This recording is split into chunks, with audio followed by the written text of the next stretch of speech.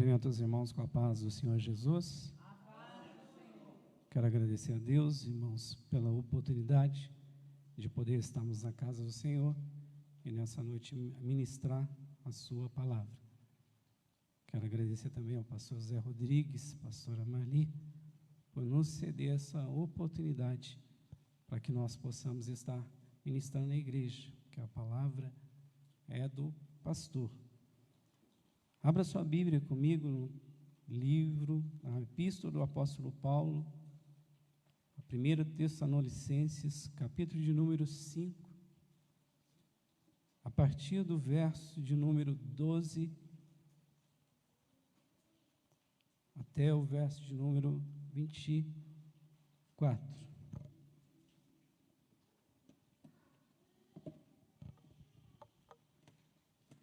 Primeira carta do apóstolo Paulo aos Tessalonicenses, capítulo de número 5, verso 12 em diante. Os irmãos acharam? Pode dizer amém? Amém. Diz assim a palavra do Senhor: E rogo-vos, irmãos, que reconheçais os que trabalham entre vós e que presidem sobre vós no Senhor, e vos ademoestam, e que tenhais em grande estima e amor por causa da sua obra. Tende paz entre vós. Rogo-vos também, irmãos, que ademoesteis os desordeiros, conselei-os de pouco ânimo, sustentei os fracos, e sejais pacientes para com todos. Vede que ninguém dê a outrem mal por mal, mas segui sempre o bem uns para com os outros, como para com todos. Regozijai-vos sempre, orai sem cessar, em tudo dai graças, porque essa é a vontade de Deus em Cristo Jesus para convosco.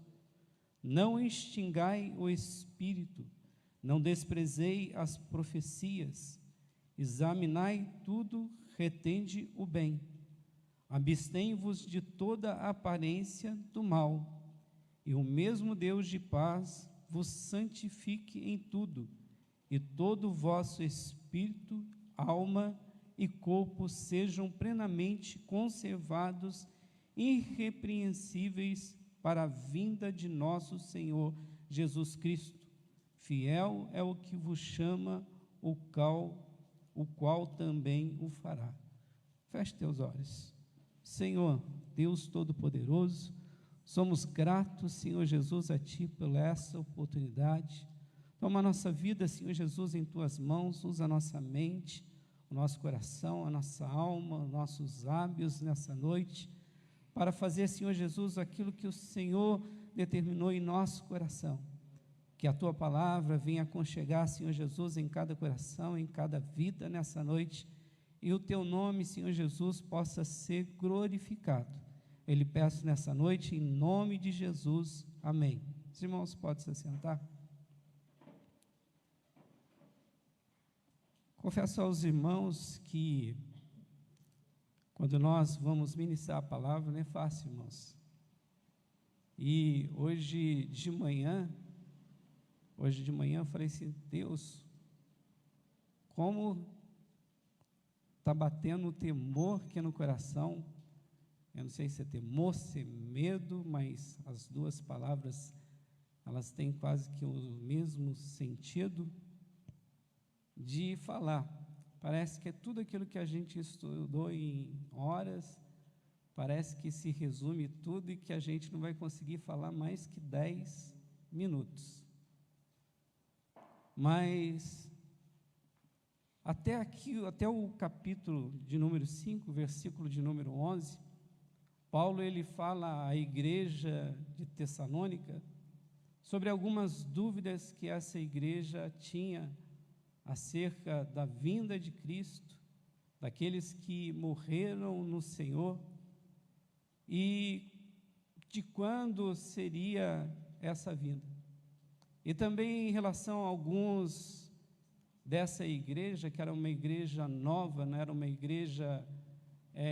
era uma igreja que estava começando a se desenvolver, das pessoas que estavam ociosas, Eram pessoas que, Jesus vai voltar, então para que trabalhar? Né? Então essas pessoas estavam sendo, de uma maneira, ociosas para a igreja, despendendo tempo, confrontando a liderança da igreja. E quando chega aqui no versículo de número 12, Paulo ele começa a confrontar essas pessoas em relação, no capítulo de número 5, versículo 12 e 13, em relação àqueles que lideram, aqueles que estão na liderança, aquele que ele coloca na liderança. Ele fala assim: rogo-vos, irmãos, que reconheçais os que trabalham. Liderança, irmãos, não é uma posição que a pessoa tem, não é uma posição, não é um cargo, mas aqui Paulo está falando, reconheçais aquele que trabalham, é um trabalho. E quando Paulo ele fala de trabalho aqui, ele fala de um trabalho, e toda vez que ele emprega essa palavra no grego, ele quer dizer um trabalho que traz cansaço físico e traz cansaço mental. Porque quem nunca lidou com pessoas não sabe o quanto desgastante é. Esse domingo, antes do pastor Zé Rodrigues mandar uma mensagem para mim, eu tinha convicção no meu coração que eu não estaria vindo à igreja. Mas quando ele pegou e mandou a mensagem, eu falei assim: tudo bem, tranquilo. Porque na nossa vida, irmãos, não são pessoas que mandam, mas é Deus que governa a nossa vida. E eu não viria à igreja pelo seguinte motivo: porque eu trabalho com empresas e o dono de uma delas, uma das maiores que a gente tem, ele me cansou, irmãos. Cansou fisicamente e mentalmente. Eu estava, nesse final de semana, cansado, porque lidar com pessoas não é fácil. Imagine uma pessoa que está na liderança, ela está trabalhando com várias pessoas, com características diferentes, com gênios diferentes, umas são calmas, outras são explosivas, e você lidar com cada uma e ser com cada uma da mesma maneira. Então, quem lidera é um trabalho, não é uma posição. Você não foi colocado em uma posição, eu não estou em uma posição, o pastor José Rodrigues não está em uma posição, é um trabalho. Jesus ele vai dizer que aquele que coloca a mão no arado não pode olhar para trás. Por quê? Eu lembro que da minha casa dava para ver uma várzea, e quando o dono daquela várzea estava arando, as juntas de boi iam na frente e ele ia com o arado, era um esforço. Ele tinha que ir numa linha reta, quando chegava lá no final, ele virava os bois e vinha novamente. Ele não olhava para trás para saber o que estava sendo feito, ele olhava para frente para saber que aquilo tinha que ser bem feito. Quando nós trabalhamos, e trabalhamos na liderança, nós temos que olhar para frente, nós temos que olhar para Jesus, para que tudo dê certo, conforme Jesus quer. E Paulo, ele fala aqui: reconheçais ou respeite aqueles que trabalham, né? Porque não é uma posição, é um trabalho. Então você tem que reconhecer a posição daquele que está liderando você. Você tem que reconhecer. E ele diz aqui ainda mais, eu não estou nem olhando no esboço, irmãos. Entre vós, e que presidem sobre vós. Presidir, irmãos, é estar em cima. Presidir é estar sobre vós. É sobre, não é embaixo, não é na mesma posição, é sobre. Existe um patamar, existe uma hierarquia que você tem que respeitar. E não é uma presidência, não, você não preside porque você quer, você preside no Senhor. É diferente. O presidente da República, ele está lá porque ele foi eleito por pessoas que votaram nele, colocaram a sua confiança nele. Mas aquele que estão sobre liderança, sobre a igreja, eles são colocados porque Deus quer, é a vontade dele. Eles presidem, eles dirigem, eles conduzem a sua vida, porque Deus os colocou.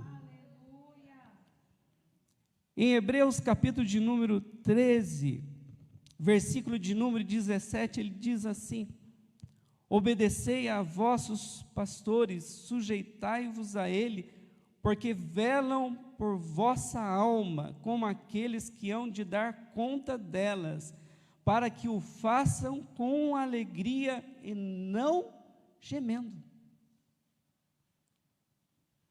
Eu não sei, o pastor Zé Rodrigues, ou a pastora Marli, ou os outros irmãos aqui que dirigem congregação, mas tem certas pessoas que, em vez de você sentir alegria naquilo que você está fazendo, em estar presidindo sobre as pessoas, você sente cansaço, você sente dor.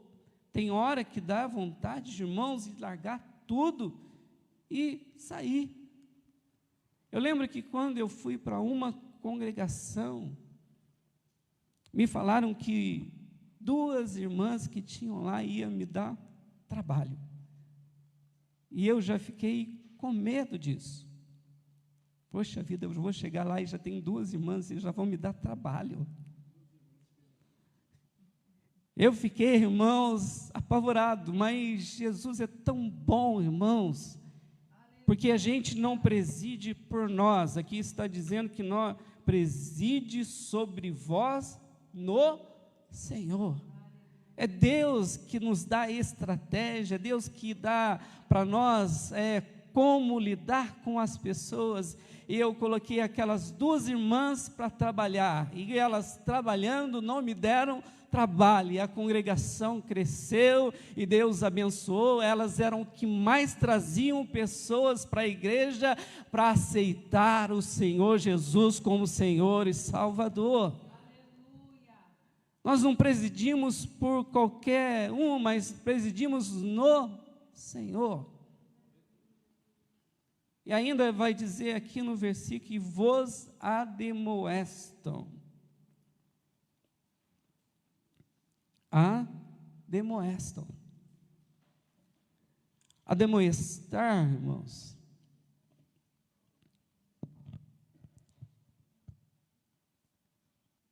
é um trabalho de exortação, de encorajamento. Ademoestar é mostrar para você que você às vezes está no caminho errado e tem que seguir o caminho certo. Ademoestar é consolar alguém que está triste, precisa de uma palavra que vai levantar essa pessoa e colocar ela de pé. Ademoestar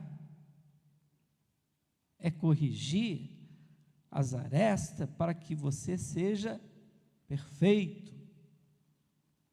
E quando a palavra ela é lançada, irmãos, eu vou falar logo ali na frente, não vou falar agora, mas quando ela é lançada, ela não é proposital para te atingir por algum motivo. Não. Se você pensa assim, você está no lugar errado, fazendo a coisa errada. Mas quando a palavra ela chega até nós, ela tem que causar um efeito na nossa vida, para que a gente ou melhore, ou levante, ou se fortaleça, ou se anime a continuar, porque estar na caminhada que leva ao céu não é fácil. Se fosse fácil, nós já teríamos sido arrebatados e estaríamos com Cristo. E ele ainda vai dizer sobre liderança no versículo de número 13, quando ele diz assim: e os tenhais em grande estima e amor. A base do Evangelho é o amor. E Paulo, ele fala, se não me engano, acho que em Romanos, ele fala que a única coisa que eu devo para o meu irmão é amor. A única coisa que eu vou ser devedor vai ser do amor. Você pode pagar todas as tuas dívidas, mas uma coisa você é devedor: amor. E ele fala assim: tenhais em grande estima. Olha como ele fala: grande estima. Irmãos, isso é ensinamento. E se eu não aprender isso, o que vai ser da minha vida? Por causa da sua obra. Por que eu tenho que ter grande estima e amor pelos que lideram? Por causa da obra que eles estão fazendo. Se fosse fácil, você trocaria de lugar com quem está liderando. Se você se acha bom o suficiente, você estaria no lugar. Você trocaria de lugar, mas fala assim: tem grande estima por causa da obra. Irmãos, quem vai todo dia estar na igreja, se não é aquele que tem amor pela obra de Deus? Um pastor falou para mim uma vez que ser obreiro é às vezes engolir um rolo de arame farpado e não reclamar. Eu preguei esses dias na congregação do Parque Rodovias, porque um hino aqui do grupo de louvor chamou muito a minha atenção, que falava sobre cicatrizes. E aquilo chamou minha atenção, e nós pregamos às vezes por inspiração e por revelação. E chamou minha atenção cicatrizes, porque cicatriz, ela tem história. Na minha mão tem uma cicatriz. Se eu fosse perguntar para os irmãos, você conhece a história dessa cicatriz? Eu já peguei na mão de vários irmãos e ninguém nunca reparou que eu tenho uma cicatriz na mão. Eu tinha 12 anos e me lembro de toda a história. Eu tinha uma glândula na mão, essa glândula soltava sangue, eu fui para um médico, ele cauterizou as agulhas, as injeções que davam anestesia, eram aquelas que não eram descartáveis na época, não eram descartáveis. Eu peguei hepatite, passei um mês, um pouco mais de um mês. O ruim de tudo isso é que a comida era sem sal e sem óleo. Mas o bom de tudo isso é que eu podia comer todo o doce que eu queria, com 12 anos, então era uma maravilha. Não era uma doença insuportável, mas era suportável. Viu que eu estou contando para vocês a história de uma cicatriz? E agora, daquele que está sobre a liderança, você conhece a história das cicatrizes daquele que está liderando? Por isso, Paulo fala assim: tenhais em grande estima e amor. E ele vai falar ainda aqui no final do versículo: tem paz entre vós. Aquelas pessoas que não queriam trabalhar, irmãos, estavam confrontando a sua liderança. Estavam falando mal da sua liderança. E Paulo fala assim, é uma ordem aqui, não é se vocês quiserem, ele não está falando isso aqui, ele está falando, é uma ordem, tende paz entre vós. Irmãos, e um estado de paz, ele não vem simplesmente de você apertar uma mão, de você dar um sorriso, ele vem muito além disso. Porque o sentimento de paz é um sentimento que você tem de dentro de você. Porque se você não estiver em paz com a sua liderança, você vai questionar as suas atitudes, você vai questionar tudo que a liderança faz, você vai questionar, porque se você não estiver em paz com ela, você não vai sentar. Eu lembro disso por um motivo. Porque a igreja que eu nasci, quando eu olhava para o pastor que estava na minha liderança, e por causa de algumas coisas, eu olhava para ele e eu não tinha paz com ele, porque eu falava, aquilo que ele está pregando não é verdade, o que ele está falando não é verdade, ele está pregando mentira, ele não é assim, ele não faz assim. Aí eu vi que eu não estava em paz, irmãos. E eu precisei fazer uma campanha de oração para eu sentir paz com ele. Quando eu pedi para sair da igreja, eu estava em paz. A palavra que ele pregava entrava no meu coração, eu regozijava, glorificava o nome do Senhor, porque eu estava em paz. Isso é paz. É quando você por dentro sente paz com aquele que está te liderando, irmãos. Imagine como é trabalhar com uma pessoa que você não tem paz com ela.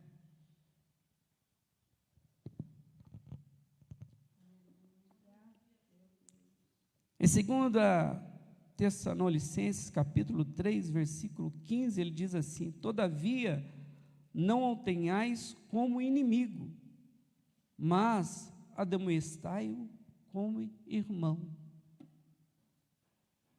Paulo, ele nas suas epístolas, ele cita 60 vezes a palavra irmão, porque Paulo, ele fala sobre família, ele quando vai falar, quando ele vai dar os exemplos, ele fala sobre família. Então ele cita 60 vezes nas suas epístolas a palavra irmãos. Mas aqui na epístola de 1ª e 2ª Tessalonicenses, ele fala 27 vezes. Por quê, irmãos?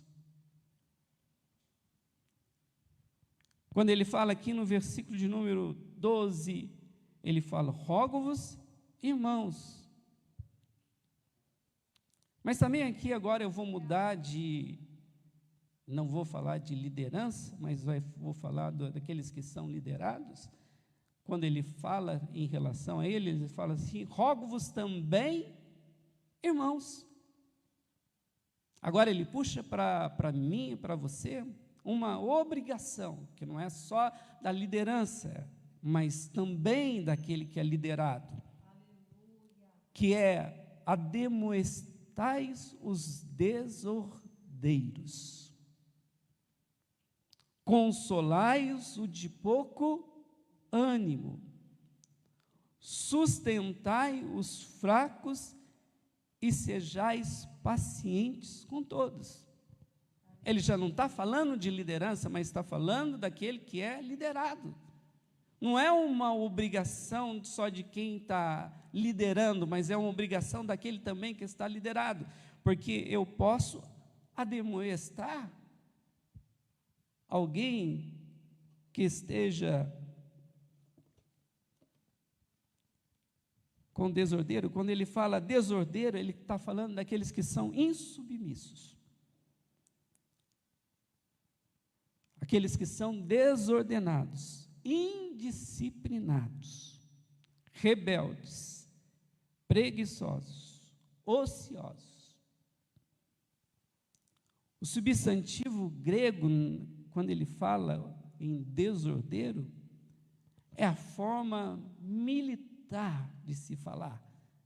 São aqueles que estão no mesmo passo, andando da mesma maneira, do mesmo jeito. Você já viu os soldados quando eles estão marchando?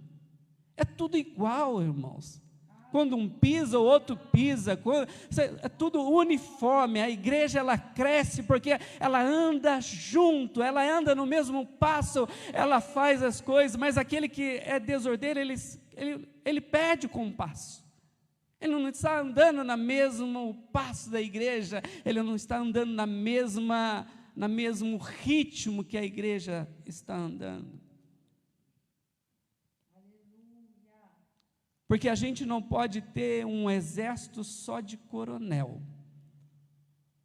só de tenente, ou só soldados. Você viu, você vai ganhar uma guerra só com soldados, mas quem vai liderar? Não, é só coronel, mas quem vai mandar? Espera aí, a igreja sempre foi organizada, e o apóstolo Paulo, ele vem aqui nos ensinar como que a gente tem que agir. De pouco ânimo, são aqueles que estão abatidos, medrosos, desanimados, tímidos. Irmãos, quando eu coloquei a palavra tímidos aqui, eu fui por causa daquela palavra que tem lá, os tímidos não herdarão. Aí o coitadinho do irmão que está na igreja, quando dá oportunidade, ele faz assim, não. Ele fala assim, nossa, eu não vou para o céu porque eu tenho timidez de falar. Não. Quando a Bíblia fala de tímido, irmãos, ela não está falando de uma pessoa que ela é acanhada, que ela tem vergonha. Mas ela fala de todo aquele que tem vergonha de mostrar que é cristão. Aquele que fala assim, a paz, você faz assim, a paz do Senhor, irmãos. Ele faz assim para você. Ou você passa, paz do Senhor, ele passa. Ou quando está conversando com os amigos jamais perceberam que ele era um cristão. Esses são os tímidos, que não entrarão no reino de Deus, porque eles negam a Jesus Cristo. Mas ele fala aqui que nós temos que consolais o de pouco ânimo. Irmãos, às vezes a gente tem que animar. Como vai? Sentir a sua falta na igreja. Hoje você não apareceu no ensaio. Nossa, olha, o seu lugar estava vazio. Irmão, se você já pensou em fazer isso, além do pastor e da pastora? Porque você não sabe que talvez aquela pessoa está desanimada, ela está sem ânimo, mas quando você liga, ela se anima, lembraram de mim. E consolais o de pouco ânimo. Quando ele fala assim, consolais o de pouco ânimo, ele está falando assim, abraça, coloca o braço no ombro e vai com ele. E vai com ele, ou vai com ela. Coloca o braço, irmão, sustenta ele. Se ele não pode sustentar, você está colocando o braço e o ajudando a caminhar. Sustentei os fracos. Na verdade, era sustentei os fracos aqui, que eu queria dizer, que é colocar a mão sobre o ombro e sustentar, é verdadeiramente sustentar.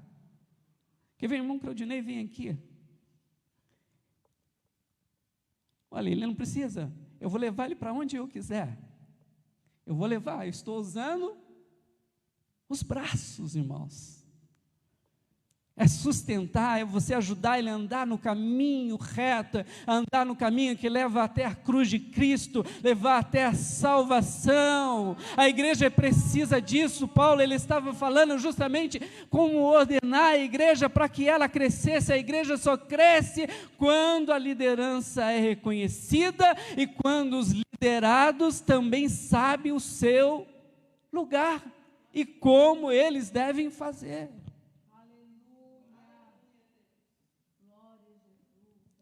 e sedes pacientes com todos. Quando eu estava meditando nessa palavra, eu estava pensando assim, como seria fácil ter uma igreja, e eu vou pôr uma referência aqui, que todo mundo vai concordar comigo. A irmã Teresa não está aqui por causa da pandemia, por causa do coronavírus, mas se eu fosse para uma igreja, eu queria um círculo de oração só de irmã Teresa, porque o sorriso dela, se você está triste, já faz você se alegrar.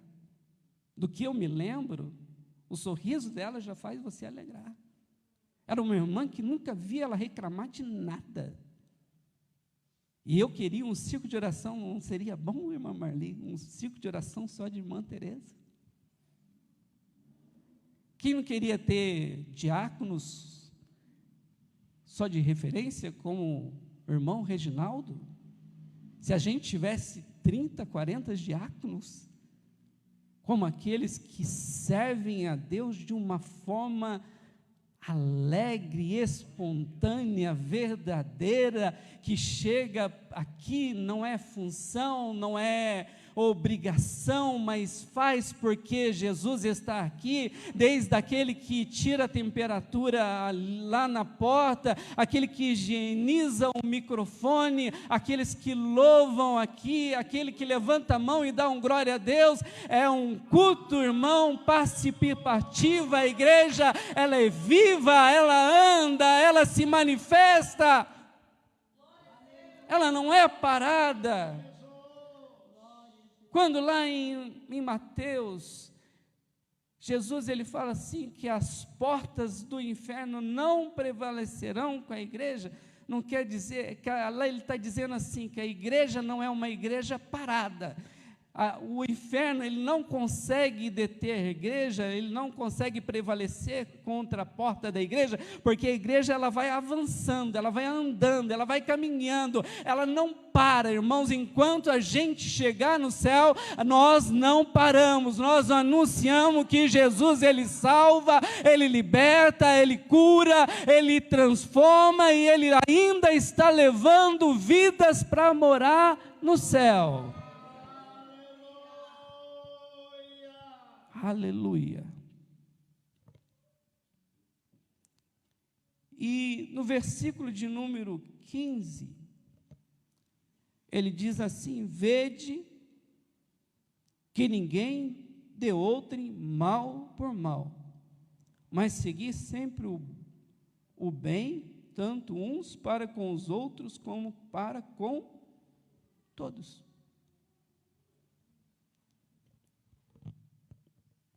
Isso aqui é verdadeiro? Ninguém dê a outros mal? Irmãos, no trânsito, dá uma buzinada, a gente já repete a buzinada ali, a gente já dá uma buzinada. Xinga, você também vai querer xingar.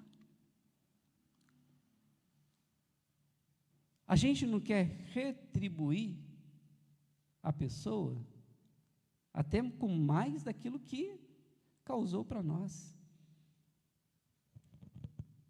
Tinha uma irmã que ela orava da seguinte forma: eu desejo para todas as pessoas, tudo aquilo que elas desejam para mim. Ela falou assim: então, se desejar mal para mim, eu desejo que ela também tenha o mal. É uma oração precatória, irmãos. É uma oração precatória. Aqui é aquele que é pacificador. Jesus ele vai falar em Mateus capítulo de número 5 e o verso 9: bem-aventurados os pacificadores, porque eles serão chamados filhos de Deus. E eu pensei muito nesse aqui, irmão. Se eu quisesse pagar um mal com mal, eu tinha tantas oportunidades. Não vou contar aqui para os irmãos, não vou expor aqui para os irmãos, mas os meus irmãos de sangue eram para eu retribuí-los, não conversar com eles, não falar com eles, não atendê-los. Mas eu sou filho de Deus, irmãos, eu sou pacificador. Tem gente, em vez de ser pacificador, ele é aquele que joga a gasolina, empresta o fósforo e fala para você, joga fogo. Porque é fácil, irmãos, você acender o fogo, o problema é apagar ele. O problema é apagar ele. Acender o fogo, todo mundo acende. Os bombeiros procuram na floresta o foco do incêndio. Porque apagando o foco do incêndio, o fogo acaba. Mas esse tipo de mal aqui que Paulo fala no versículo 15, irmãos, você não sabe a fonte dele. E quando ele chega, ele já causou um grande estrago. Então, que ninguém dê a outro mal por mal. Agora eu vou falar aqui 3 coisas que me chamaram, esses 3 versículos, 16, o 17 e o 18, eles chamam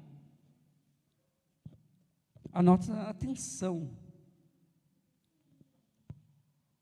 Ainda em Romanos 13, versículo 10, para ilustrar como pacificador, Paulo ele diz assim, o amor não faz mal ao próximo. O amor não faz mal ao próximo. De sorte que o cumprimento da lei é o amor. O cumprimento da lei. O povo de Israel, eles tinham 10 leis e 600 e poucas normas.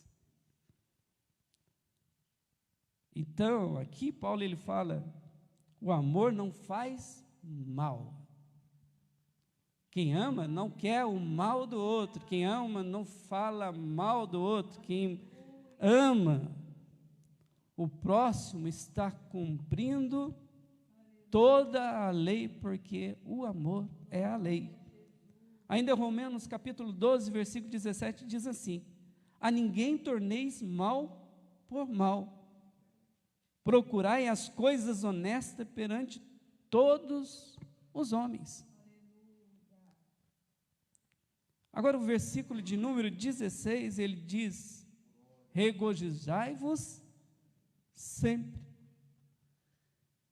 Estar alegre, irmãos, não é a circunstância que vai fazer com que eu e você esteja alegre. Alegria não é circunstância. Aquele que estava ouvindo uma mensagem falando de um homem que ele cometeu vários assassinatos, ele falava que o cachorro mandava ele matar e ele matava só casais, e ele ganhou prisão perpétua. Aos meus olhos e aos seus olhos, essa pessoa merecia todo o mal, mas ele aceitou Jesus como Senhor e Salvador. Ia sair da cadeia? Não. Ele estava livre? Sim, do pecado que o condenava, mas agora ele tinha o céu, ele tinha a vida eterna, porque o amor de Deus o alcançou. Deus não pagou ele com a mesma moeda, irmãos. Deus perdoa. Quantas vezes eu e você merecíamos que Deus fosse mal conosco, mas Deus, Ele é bom. Ele é bom. Em Filipenses, capítulo 4, versículo 4, diz assim, regozijai-vos no Senhor. Outra vez digo, regozijai-vos. Na presença de Deus, com Deus, irmãos, não tem como ficar triste. Não tem como eu ficar entristecido. Não quer dizer que a gente não vai ter momentos tristes. Estou falando que não tem como eu pegar e ficar na tristeza. Uma coisa é você ficar, uma coisa é você passar pela tristeza, um momento de tristeza. Porque em Deus a gente sempre se alegra. Como que a gente pode deixar, irmãos, de se alegrar quando a gente tem o perdão dos pecados? Temos paz com Cristo, temos o amor de Deus, temos a libertação do pecado e do medo, e ainda temos um prospecto, o prospecto da vida eterna. É um projeto que Deus tem para mim e para você, da vida eterna. Como eu posso ficar triste? Se Ele tem tudo isso para mim, Ele tem o amor, eu tenho o amor de Deus, eu tenho a paz de Cristo, eu tenho a libertação, o perdão dos meus pecados, como eu posso ficar triste, irmãos? É essa alegria que ele está falando, essa alegria que as pessoas vê no crente, às vezes a gente está passando por uma situação em que a gente deveria estar cabisbaixo, a gente deveria estar chorando, mas pelo contrário, quando nós entramos na igreja, nós sentimos a presença daquele que está aqui, porque Ele está em todos os lugares, Ele está aqui, Ele alegra o meu coração, Ele alegra o seu coração, Ele alegra a minha vida. Nós saímos daqui revigorados, fortalecidos, animados, para continuar, porque sabemos que um dia Ele vai voltar, e vai nos levar para um lugar onde não tem choro, um lugar onde não tem tristeza, um lugar onde nós vamos glorificar o nome dEle e o exaltá-lo para sempre. O Salmo de número 4 e o verso de número 7, ele vai falar assim: colocaste em meu coração mais alegria do que daqueles que têm fartura nas épocas de trigo e vinho. Sabe o que o salmista ele está dizendo? Aquele que tem fartura não é mais alegre que eu. Aquele que tem abastança não é mais alegre que eu, porque ele colocou uma alegria no meu coração. Quem colocou a alegria no nosso coração? Quem colocou a alegria no seu coração? Quem está colocando a alegria no seu coração? Então ele contrasta uma situação daquele que tem, e talvez o salmista ele não tivesse, mas ele falou assim: colocaste em meu coração mais, é mais alegria daquele que tem, daquele que tem mais, mas ele colocou mais alegria no meu coração. 1 Tessalonicenses, capítulo 5, versículo 17, diz assim: orai sem cessar. A alegria leva eu a orar. E como que é a oração sem cessar? Daniel orava 3 vezes ao dia, ele tinha um período de oração 3 vezes ao dia. Aí teve o edito do rei, que não podia prestar homenagem a ninguém a não ser ao rei. E Daniel diminuiu para 2 vezes por dia? Não. Ele orava com a janela aberta, ele fechou a janela para orar para ninguém ver? Não. Ele tinha o seu tempo de oração, um período de oração. Oração sem cessar é eu reservar um momento para eu falar com Deus.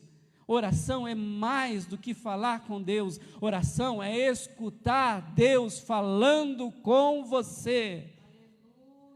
Quantas vezes a gente está trabalhando, irmãos, e a mente da gente está falando com Deus: Senhor, tenha misericórdia, meu Deus, ajuda, meu Deus, faz isso, meu Deus. A nossa mente, ela está orando, eu estou falando com Deus, eu estou comunicando com Deus, e Deus, Ele vem e fala comigo, irmãos. Oração é um diálogo, eu falo, mas Deus também fala conosco.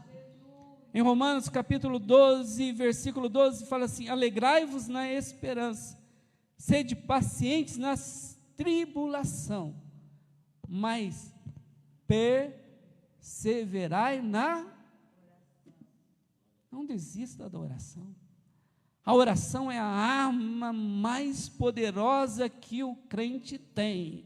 Você não vence batalha, talvez porque você não está orando. Orar não é colocar de joelho e ficar um dia inteiro ali de joelho orando, não. É você reservar 5 minutos que seja da sua vida, mas aqueles 5 minutos é para Deus. Aqueles 5 minutos é uma conversa. Eu vou conversar com Deus e Ele vai falar comigo e Ele vai me dar respostas.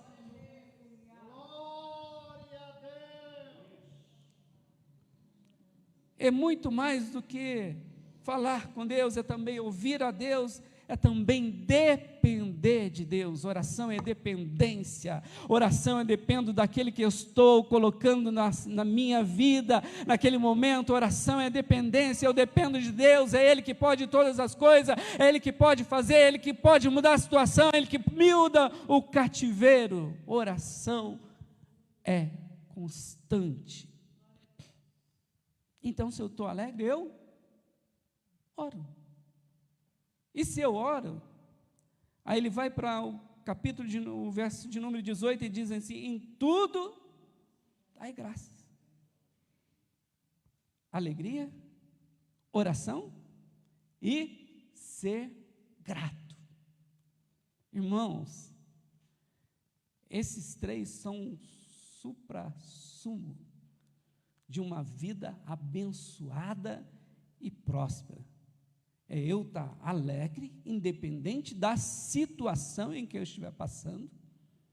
É eu jamais deixar de falar com Deus e de eu ser agradecido para Ele. De eu ser agradecido. Colossenses capítulo 4 e versículo de número 2 diz assim: perseverai em oração, velando nela com ações de graça. Eu oro já agradecendo. Lá em 2 Crônicas, capítulo 20, eu gosto desse capítulo, irmão, já preguei nesse capítulo, eu gosto muito desse capítulo. Porque lá há uma inversão, uma inversão. Quando Josafá coloca o exército, ele coloca os músicos louvando ao Senhor na frente. Os músicos vinham atrás, dando ritmo para o exército marchar, mas ele coloca na frente. Por que ele colocou na frente? Já agradecendo a Deus pelaquilo que Ele iria fazer. E lá também no versículo de número 12, capítulo 20, quando ele fala assim: em nós não há força perante essa grande multidão. Em nós não tem força contra esse problema, mas os nossos olhos estão postos em Ti. Não vem de nós, irmãos, uma vida de oração, uma vida de gratidão, uma vida alegre faz a gente ser vitorioso.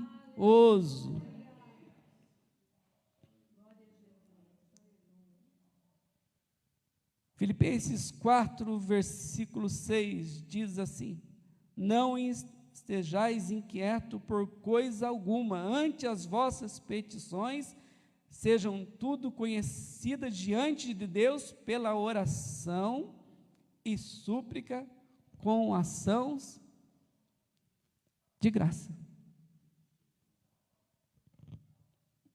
3 coisas, então, que destacam nesse capítulo.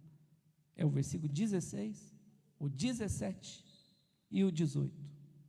Em tudo dai graça, porque esta é a vontade de Deus em Cristo Jesus. Irmão, tudo que acontece na minha vida é a vontade de quem? De Deus, então eu tenho que dar graças. Tudo que acontece na minha vida foi Deus que quis, foi Deus que projetou. Eu não sei a consequência do resultado lá na frente, mas eu sei que no momento eu tenho que dar graça a Ele. Obrigado por isso. Obrigado por isso, Senhor. E quando ele diz aqui no versículo 19, já estou terminando, irmãos, porque eu não esbocei esses 3 versículos, mas eu gostaria de falar sobre esses 3 versículos rapidamente. Não extingais o Espírito Santo. Isso quer dizer, não apague o Espírito Santo. Não oprima o Espírito Santo dentro de você. Tem muita gente que já não fala em línguas estranhas, não sente a presença, não tem uma lágrima rolando no rosto há muito tempo, porque ele tem abafado o Espírito Santo. E o apóstolo fala assim, não extingais o Espírito Santo, não apague o Espírito Santo, não apague esse fogo. Aí ele vai falar assim, não desprezeis as profecias. Ele não está falando aqui, irmãos, de pessoas que são usadas em profecias para falar do futuro, falar das coisas que vão acontecer, mas ele está falando daquilo que sai da boca. Ele está falando da palavra de Deus, daquilo que é ministrado, daquilo que é pregado, falado. Nós estávamos aqui no domingo e eu lembro exatamente daquilo que foi falado, daquilo que foi ministrado aqui no domingo. Eu lembro das palavras do Hernani, quando ele diz que nós temos que chamar a atenção de Jesus, e a chamar a atenção de Jesus, às vezes a gente tem, quando Jairo chega e se prostra diante de Jesus, ele chama a atenção de Jesus, mas também a mulher do fluxo do sangue, ela chama a atenção de Jesus, porque ela se abaixa também, para tocar nas orlas dos seus vestidos, e chama a atenção dele. Quando ele fala que não desprezeis, não importa quem esteja aqui em cima, não importa quem tenha oportunidade, aproveita aquilo que Deus quer falar com você, aquilo que Deus quer falar ao seu coração. Ele diz ainda, examinai tudo, retende o bem. Se não for do seu proveito, é para o proveito de alguém. Se não vai edificar a sua vida, vai edificar a vida de alguém. Se não serviu para você, agora talvez sirva lá na frente, mas examinai tudo, irmãos. Paulo, quando ele foi pregar em Tessalonicenses, ele acabou saindo de Tessalonicenses e foi pregar em Bereia, e lá os bereanos pegavam as escrituras e iam pegar e confrontar se aquilo que ele estava falando estava realmente nas escrituras. Isso é confrontar, isso é examinar a escritura, se aquilo que está falando é bom. Irmãos, eu deixo essa palavra, foi isso que Deus colocou no meu coração para falar nessa noite, e eu sou grato a Deus, sou grato ao pastor Zé Rodrigues por ter nos dado essa oportunidade. Quando ele falou assim, você pode pregar? Eu falei, sim, e já agradeci. Deus abençoe por essa oportunidade. Porque muitas vezes, irmãos, a gente quer dizer não. Como eu falei que no domingo eu não queria estar aqui, acabei vindo, e quem manda é Deus. Eu contei para os irmãos na escola dominical aqui, que uma vez eu falei assim, Deus, não me constrange que eu tenho só R$27, uma nota de 20, uma de 5 e uma de 2, e eu não vou dar a maior nota. Eu só tenho esse dinheiro. Quando eu cheguei aqui, a Sofia veio pedir uma oferta. Eu falei assim, eu dou 2 e vou ficar com 5, eu dou 5 de oferta. Aí ela falou assim, para o João também. Eu falei, sim, Jesus, eu vou dar os 5.